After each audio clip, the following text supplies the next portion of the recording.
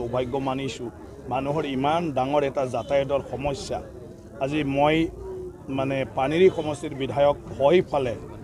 এই সমস্যা সমাধান কৰাৰ ক্ষেত্ৰত মানে উদ্যোগ ল'ব পাইছোঁ আৰু আজি মোৰ দিনত মানে মোৰ ইনিচিয়েটিভত আজি অঞ্চলৰ ৰাইজে যাতায়াতৰ যিটো সমস্যা আছিলে তাৰ পৰা মানে যি সমস্যা এইটোৰ পৰা তেওঁলোকে মুক্তি হ'ব সমাধান পাব দুইখন দলং ইয়াতে মানে চেংচন হয় এতিয়া কামটো আৰম্ভ হ'ব আৰু দুইখন দলঙে অকল এই ৩-৪টা গাঁও নহয় অঞ্চলৰ মানুহৰ কাৰণে অহা যোৱাৰ ক্ষেত্ৰত মানে সেই ৰাস্তাইদি মানুহে অহা যোৱা কৰিব পাৰিব বহুত এটা মানে উপকাৰ হ'ব আজি কিমানটা কাম আপোনাৰ না আজি আমি ইয়ালৈকে আজি 4টা কাম আমি আৰম্ভ কৰিলোঁ এটাটো হ'ল মডেল স্কুল আছিলে ডিমাকুছিত তাৰ আমাৰ টিচিং ষ্টাফৰ